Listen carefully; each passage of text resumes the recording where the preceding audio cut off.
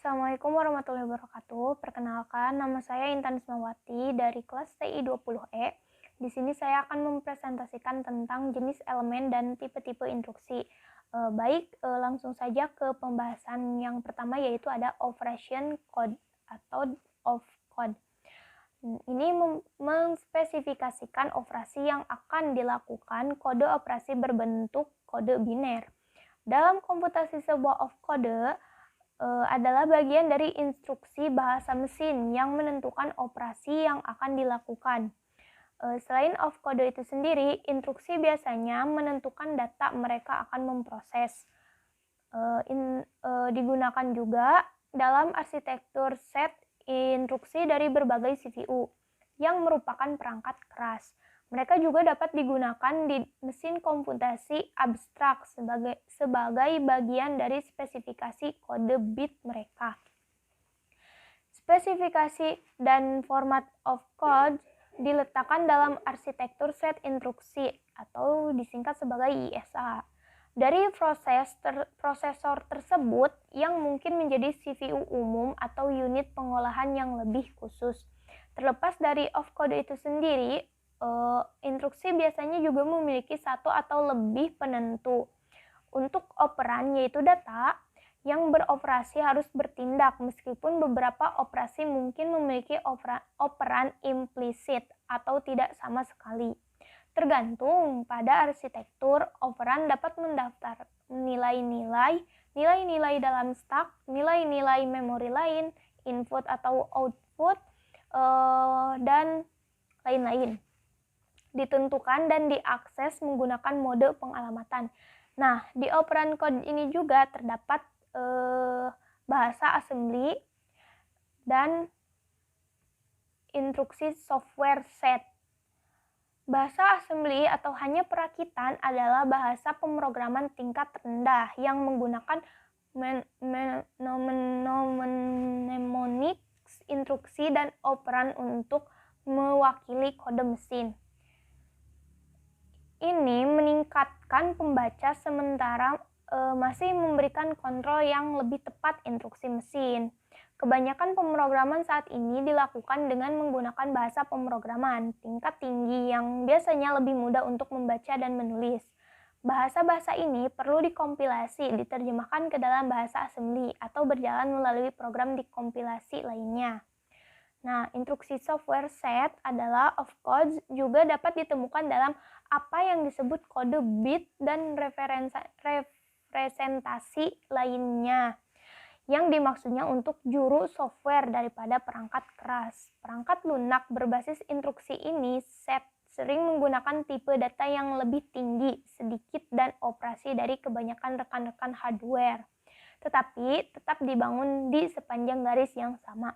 Kemudian yang kedua ada search operand reference. Operasi dapat berasal dari lebih satu sumber. Operand adalah input instruksi, sumber, dan hasil operand. Dapat berada di salah satu dari ketiga daerah di bawah ini, yaitu yang pertama memori utama atau memori virtual dengan referensi alamat berikutnya. Maka alamat memori utama atau virtual harus diketahui. Yang kedua ada register CPU. Instruksi harus diberi nomor register yang dimaksud. Yang ketiga ada perangkat input atau output. Instruksi harus memspesifikasikan modul input atau output yang diperlukan oleh operasi. Kemudian ada yang ketiga, result operand reference, merupakan hasil atau keluaran operasi. Result operand reference merupakan hasil dari operasi yang dilaksanakan. Contoh set instruksi dalam Microsoft seperti print, quick print review. Kalau dalam matematika dicontohkan seperti 5 tambah 5 sama dengan 10. 10 tersebut hasil perintah dari operands. Kemudian yang keempat ada next instruction reference. Elemen ini menginformasikan CPU posisi instruktur berikutnya yang harus diambil dan dieksekusi. Next instruction reference juga memberitahu CPU untuk mengambil patch instruksi berikutnya setelah instruksi yang dijalankan selesai. Search dan results operands dapat berupa salah satu di antara tiga jenis berikut ini: main or virtual, memory memory, CPU register, input-output device. Kemudian ada tipe-tipe instruksi. Ada pengolahan data yang pertama ya. Pertama, pengolahan data adalah manipulasi data agar menjadi bentuk yang lebih berguna. Pengolahan data ini tidak hanya berupa perhitungan numeris, tetapi juga operasi-operasi seperti klasifikasi data dan perpindahan data dari satu tempat ke tempat lain. Secara umum, kita asumsikan bahwa operasi-operasi tersebut dilaksanakan oleh beberapa tipe mesin atau komputer, meskipun beberapa di antaranya dapat juga dilakukan secara manual, meliputi operasi-operasi aritmatika dan logika. Operasi aritmatika memiliki kemampuan komputasi untuk pengolahan data numerik, sedangkan instruksi logika beroperasi terhadap bit-bit word sebagai bit bukannya sebagai bilangan, sehingga instruksi ini memiliki kemampuan untuk pengolahan data lainnya. Operasi pengolahan data. Prosedur pengolahan data biasanya terdiri dari sejumlah operasi pengolahan dasar yang dilaksanakan dalam beberapa urutan. Yang pertama ada pencatatan recording. Pencatatan adalah memindahkan data pada beberapa formulir atau dokumen. Hal ini terjadi tidak hanya selama tahap organisasi pada dokumen sumber dan tahap distribusi pada dokumen laporan, akan tetapi terjadi pada seluruh siklus pengolahan. Yang kedua ada duplikasi. Duplicating operasi ini merupakan penggandaan data di atas formulir-formulir atau dokumen. Duplikasi mungkin saja dikerjakan sewaktu data tersebut dicatat secara manual, atau mungkin saja duplikasi dikerjakan setelah dengannya menggunakan suatu mesin. Yang ketiga ada pemeriksaan, verifying. Karena pencatatan biasanya merupakan operasi manual, adalah penting bahwa data yang telah dicatat tersebut diperiksa secara teliti. Barangkali ada kesalahan-kesalahan. Yang keempat, ada klasifikasi. Operasi ini memisahkan data-data ke dalam berbagai kategori. Klasifikasi biasanya dapat dikerjakan lebih dari satu cara. Sebagai contoh, sekumpulan daftar pertanyaan mahasiswa dapat diklasifikasikan sesuai dengan jenis kelamin mahasiswa atau sesuai tahun masuk mahasiswa. Yang kelima ada sorting, mengatur data dalam urutan tertentu. Operasi ini sering terjadi di dalam kehidupan sehari-hari. Nama-nama di dalam buku telepon disorting menurut abjad. Data pegawai disorting menurut nomor induk pegawai.